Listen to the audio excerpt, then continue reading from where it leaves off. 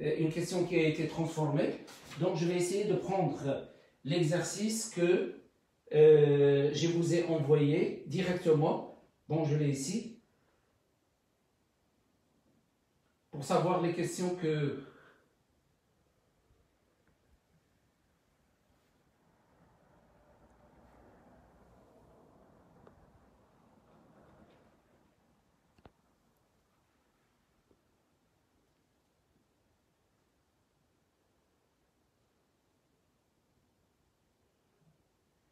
Ah oui.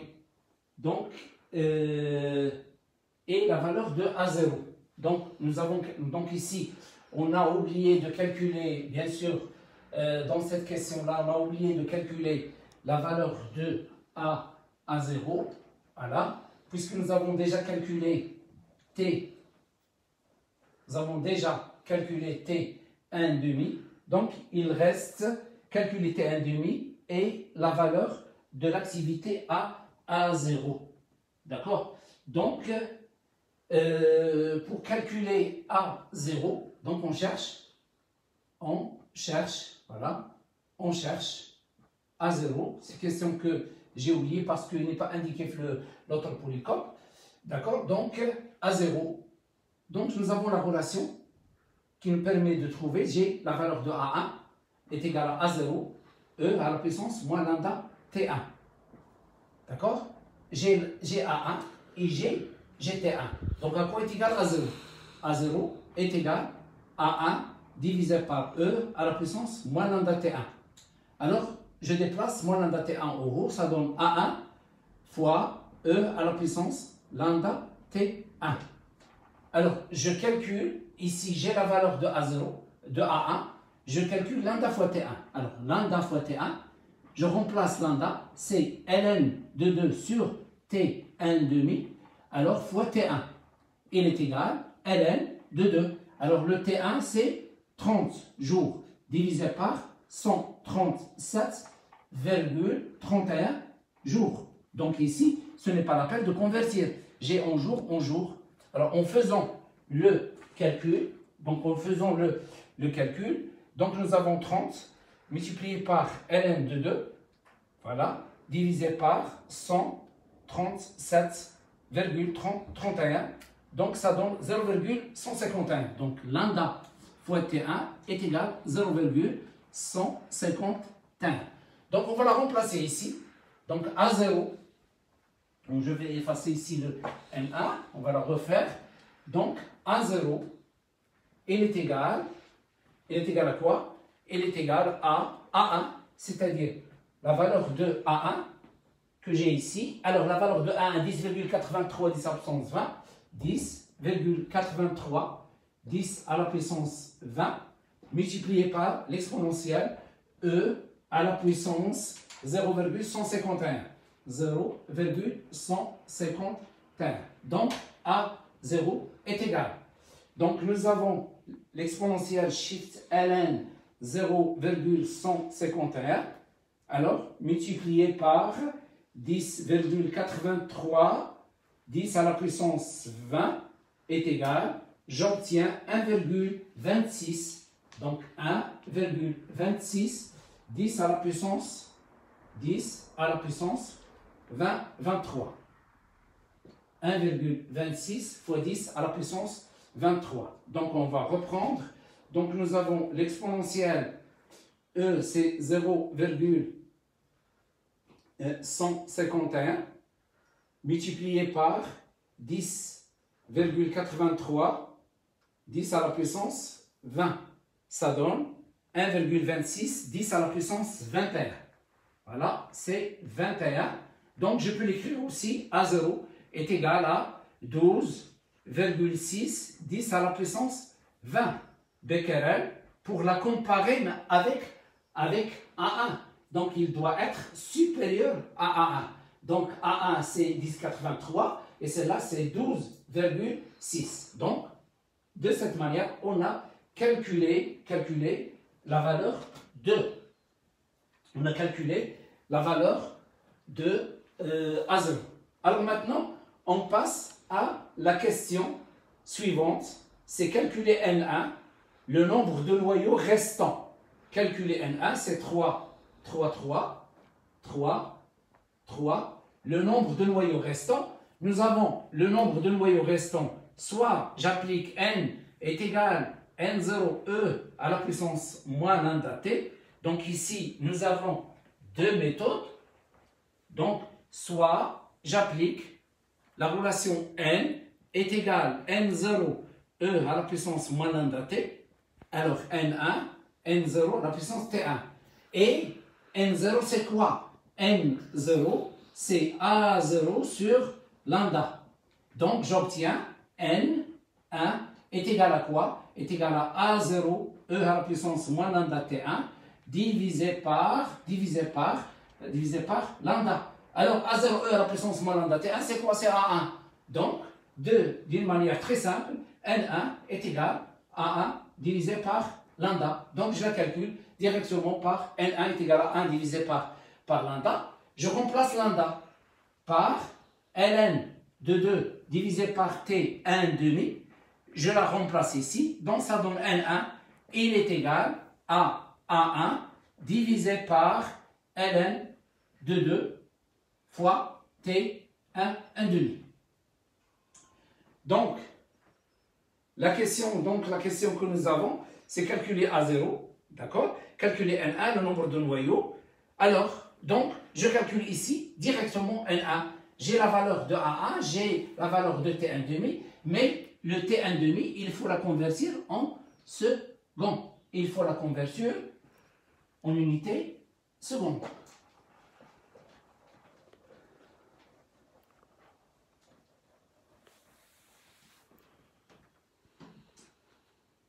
Alors donc N1, elle est égale. Quelle est la valeur de A1? C'est 10. 10,83. 10 à la puissance 20 divisé par ln de 2 fois T1 demi. Le T1 demi, c'est 137, la valeur de T1 demi, c'est 137,31 qu'on a déjà calculé. 31, il est en jours. Donc, il faut la convertir. Donc, il faut le multiplier par 24 en heures. Il faut multiplier par 3600 pour la convertir en secondes. Donc, on calcule la valeur. Donc, nous avons 137,31 multiplié par 24 multiplié par 3600. Alors, multiplié par 10,83, 10 à la puissance 20, voilà, 10 à la puissance 20,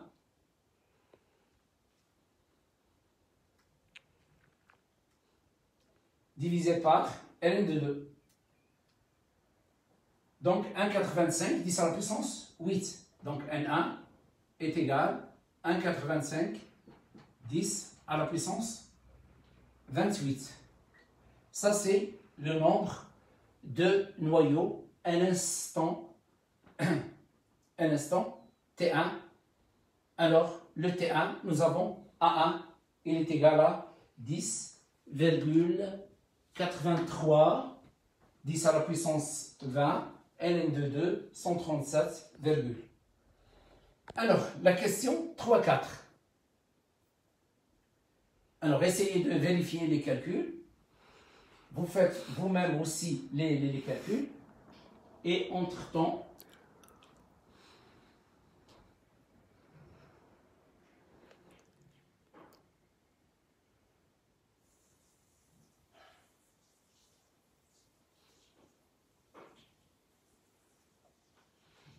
alors maintenant, on passe à la question 3-4. 3-4. Calculer E1, l'énergie libérée par la désintégration de PO 84-210 à l'instant T1 égale à 30 jours. Donc, ici, on va chercher d'abord 3, 4, l'énergie de la réaction. Donc, nous avons la réaction nucléaire, c'est le PO qui donne le PB plus HE de 4. Donc ici, c'est 210 Et là, nous avons 84. Donc ici, c'est 82. Et là, c'est 206. Alors, l'énergie de la réaction. Donc, on va calculer d'abord delta E. Donc, l'énergie de la réaction. De la réaction. Et delta E est égal delta N, C carré. Avec delta N, il est égal. Alors, delta N, c'est quoi? C'est la somme des masses des produits moins les masses des réactifs. Donc, c'est la masse de PB, alors, plus la masse de HE, alors, moins la masse de PO. Donc, en calculant le delta N, on va la trouver en U. Donc, les valeurs numériques que nous avons, donc la masse de PB 205,35 plus la masse 4,0026 moins la masse de PO, c'est 210,308. Donc, on va la calculer, on va trouver cette valeur négative. Donc, j'ai ici 205, vous faites le calcul avec moi, 0,9935 plus 4,0026 moins 210,308 est égal. Alors, c'est moins 4,710 à la puissance moins 3 U.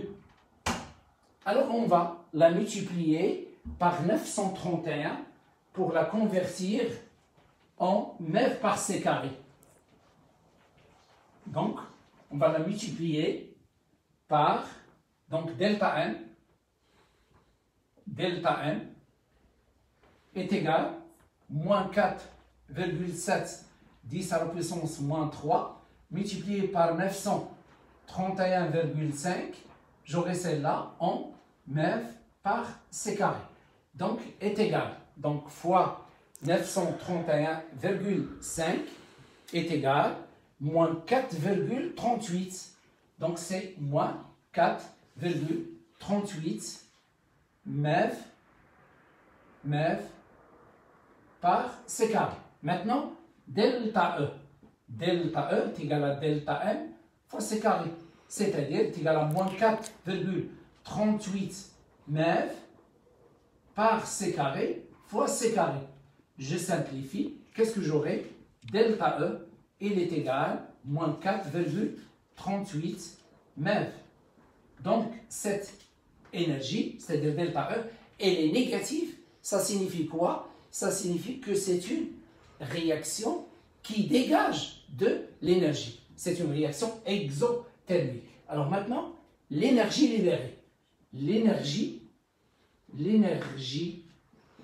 libérée par la désintégration d'un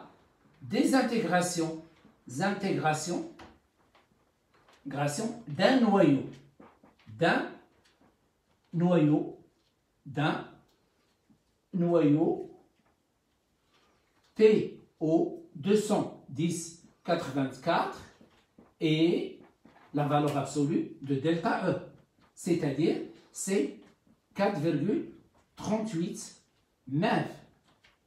Alors maintenant, on cherche l'énergie libérée à l'instant, on cherche l'énergie libérée à l'instant T1. À l'instant T1, le nombre de noyaux restants, c'est 1,85. Donc, le nombre de noyaux restants, c'est 1,85.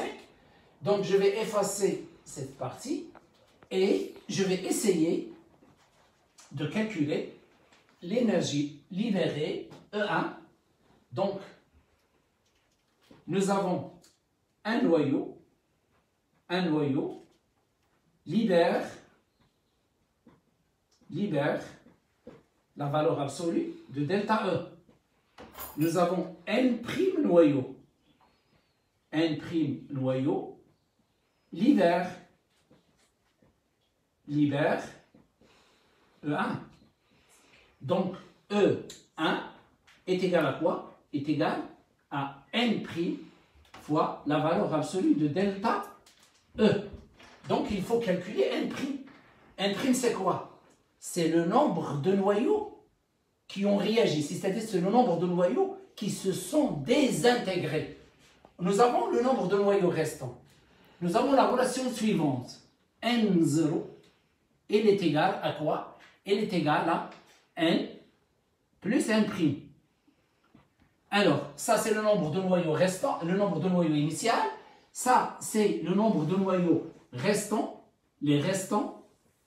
Et ça c'est le nombre de noyaux désintégrés. Désintégrés. Donc, à l'instant T1, nous avons ici N1, N'1. À quoi est égal N'1? Il est égal à N0 moins N1. Donc, j'efface cette partie.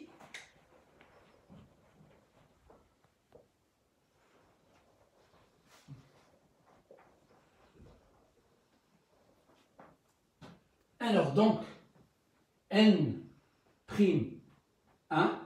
il est égal à N0 fois N0 moins N1. Alors, la valeur de N1, elle est connue, d'accord? Et je dois chercher le N0. À quoi est égal N0? Donc, je dois chercher le N0. Nous avons A0 est égal à N0 est égal à lambda N0.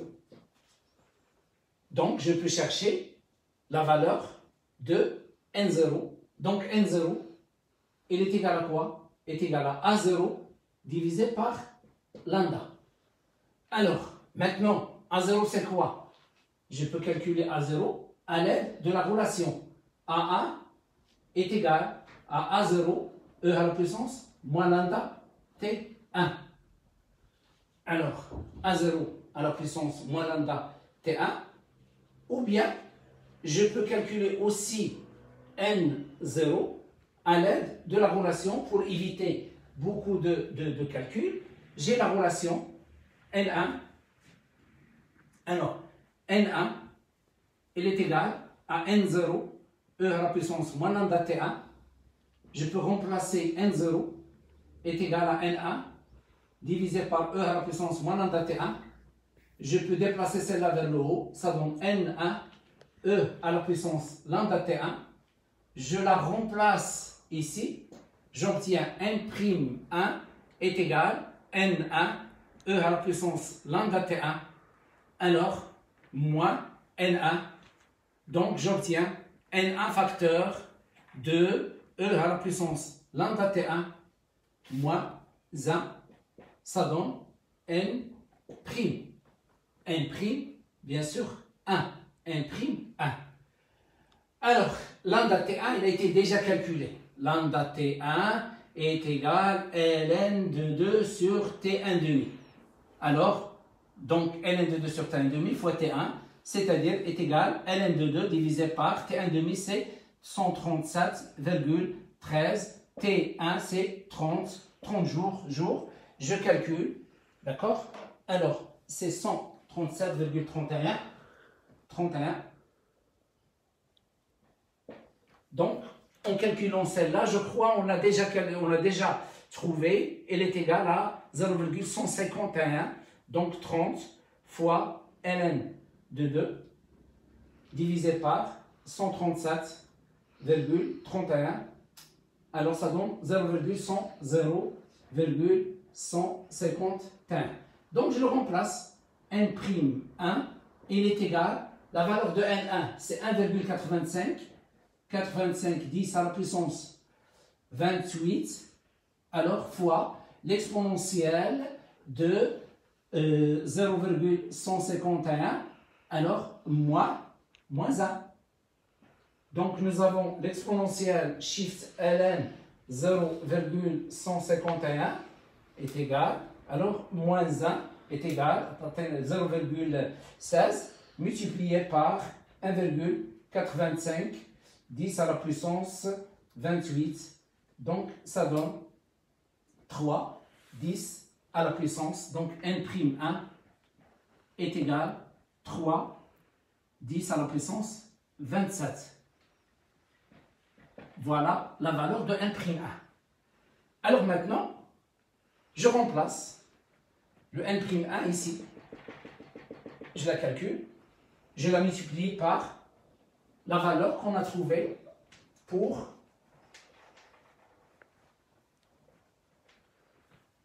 donc on remplace.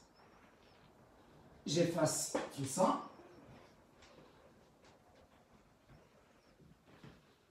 Donc E1 est égal n', voilà 1, fois la valeur absolue de delta E est égal à 3 10 à la puissance 27, 3 10 à la puissance 27, multiplié par la valeur qu'on a trouvée pour l'énergie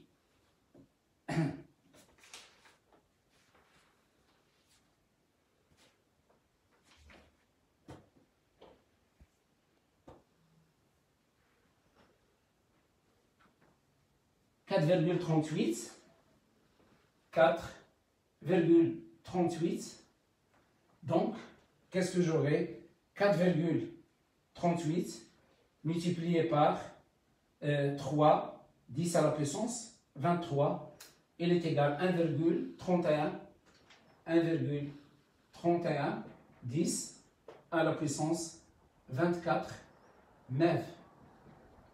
Je peux la convertir en joules, d'accord? Donc E1, il est égal à 1,31, 10 à la puissance 24, multiplié par 1,6, 10 à la puissance moins 13 joules. D'après les données d'exercice, ils nous ont donné 1 joule, c'est-à-dire 1 MeV, il représente 1,6, 10 à la puissance moins 13 joules.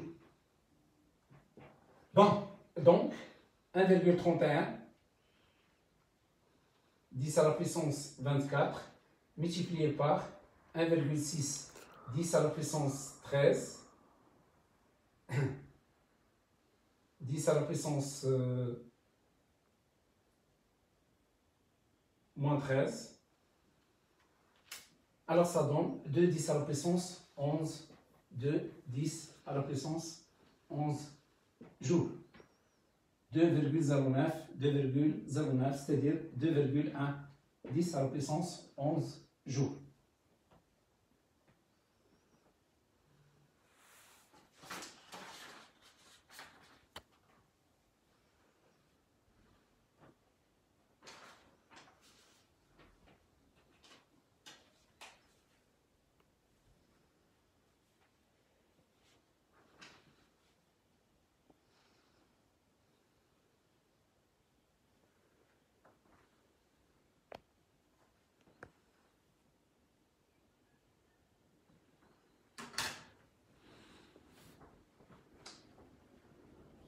Alors maintenant, quatrièmement, étude de la déviation de la particule alpha dans un champ magnétique uniforme. Sachant que l'énergie libérée par la désintégration d'un noyau, PO, la désintégration d'un noyau, PO 84-210, est totalement transformée en énergie cinétique de la particule alpha. Alors ils nous ont aidés. Ils nous ont donné EC alpha est égal à 1 demi M alpha V alpha au carré est égal à la valeur absolue de delta E. Calculer V alpha.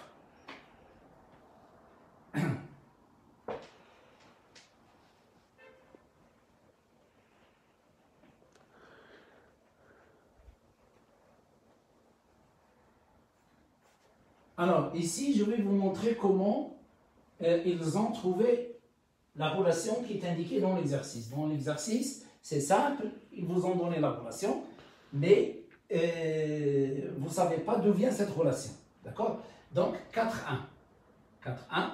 Donc, nous avons l'équation de désintégration, c'est le PO, 210, alors 84, donc le PB, 206, 82, plus HE de 4. HE de 4. Donc, on va utiliser ce qu'on appelle, je répète, ce que je fais maintenant, on n'est pas demandé dans l'exercice. Ça, c'est une remarque, c'est-à-dire c'est un plus pour les gens qui sont très forts, c'est-à-dire qu'ils peuvent assimiler, donc certains ils peuvent l'assimiler, d'autres non. Je ne peux rien faire pour vous. Les gens qui n'ont pas, qui vont pas, ou bien qui n'arrivent plus à l'assimiler, donc ils vont répondre simplement à la question en utilisant la relation qui a été déjà proposée. Donc moi je vais essayer de vous montrer comment on a pu obtenir cette relation. Donc qu'est-ce qu'on fait? On applique ce qu'on appelle la conservation de l'énergie libérée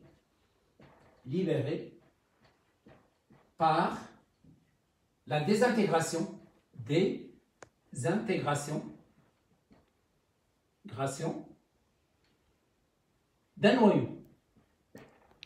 d'un noyau. Alors, cette énergie, c'est delta E. C'est l'énergie libérée par la désintégration d'un seul noyau. Alors, cette énergie, il se transforme. Alors, une partie, se transforme en énergie cinétique du noyau fils, c'est-à-dire l'énergie cinétique du noyau fils, c'est le PB. L'autre partie se transforme en énergie cinétique de la particule alpha, c'est l'énergie cinétique de HE, c'est-à-dire de l'hélium. Et la troisième partie, il se transforme en énergie gamma, c'est-à-dire l'énergie de l'onde électromagnétique qui est gamma, c'est-à-dire l'énergie du photon gamma, s'il y a émission de photons gamma. Alors, si celle-là est négligeable, on va la négliger, alors, négligeable, et il y a absence d'émission de gamma, il n'y a pas de photon gamma, donc qu'est-ce qu'on déduit? On déduit que la valeur absolue de delta E, elle est égale à quoi? Est égale à l'énergie cinétique de HE, et l'énergie cinétique de HE, c'est celle qu'on appelle H alpha. Et l'énergie, elle est égale à quoi? Elle est égale à 1 demi M alpha V alpha carré. Alors voilà d'où vient cette relation. Donc maintenant, dans l'exercice, ils nous ont donné cette relation, ils nous ont demandé de calculer V alpha. Donc, directement, donc l'exercice, il commence par celle-là. Donc, la valeur absolue de delta E, elle est égale à 1 demi M alpha V alpha au carré. Donc, je cherche V alpha au carré, elle est égale 2 fois la valeur absolue de delta E, divisé par M alpha. Donc, V alpha est égal à la racine de 2 fois la valeur absolue de delta E divisé par M alpha. Alors maintenant, le problème, c'est au cours du calcul. Donc, lorsqu'on veut calculer le V alpha, obligatoirement, il faut transformer celle-là en joule. Et il faut calculer la masse, la transformer, c'est-à-dire changer l'unité en kilogramme. Alors maintenant, on sait que la valeur absolue de delta E, on l'a trouvée, elle est égale à la valeur qu'on a déjà calculée. Donc, elle est égale à 4,38. Donc, c'est 2 fois 4,38, la racine. Voilà. Donc, on va la transformer en joule. Donc, on est obligé de multiplier par 1,6, 10 à la puissance moins 13. Alors, 1,6 10 à la puissance moins 13. Et nous avons ici le M alpha, elle est égale à 4,0026. Bien sûr, le M alpha, c'est la masse de HE de 4. La particule alpha, c'est HE de 4. Donc, on va la convertir en kilogrammes. Donc, on va la multiplier par 1,66 10 à la puissance 1,66, 10 à la puissance moins 27 en kilogrammes. Et je calcule la valeur de V alpha. Je calcule la valeur de V alpha. Donc V alpha est égal à 2 fois la valeur absolue de E divisé par M alpha. 2, la voilà. Delta E, c'est 4,38. Je la convertis en joules. Je dois la multiplier par 1,6 puissance moins 13, divisé par la masse de alpha, c'est 4,0026 d'après les données en U. Je la multiplie par 1,66 puissance moins 27 pour la transformer ici en kilogrammes et là aussi en joules. J'aurai V alpha, la valeur de V alpha. Alors, en faisant le calcul, donc je vais essayer de calculer avec vous celle-là, c'est-à-dire, je vais essayer de me ralentir pour calculer la valeur. Donc, nous avons 2 fois 4,38 fois 1,6